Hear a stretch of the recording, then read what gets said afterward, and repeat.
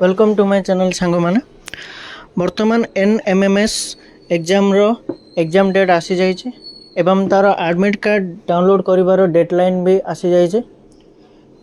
तो मो सहित जोड़ी रुहतु यही भाया एग्जाम रो नोटिफिकेशन पाइबा पाई। तो मु जो प्रोसेस कहबा जाऊँगी से प्रोसेस रे जदि आपण फॉलो करेंगे ताहले एडमिट कार्ड टी को डाउनलोड करें सहज सुविधा उपाय।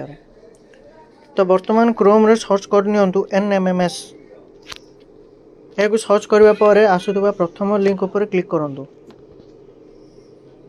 क्लिक करले ये भाया गोटे इंटरफेस आसो जो थे NMMS एग्जाम 2025 ରୁ 26 एक्टिविटी थी।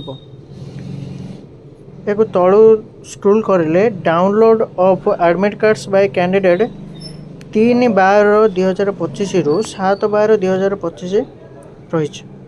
एतिकी भितर आपन को डाउनलोड करने को पड़ो एडमिट कार्ड टी एवं तार एग्जाम 7/12/2025 अच्छे।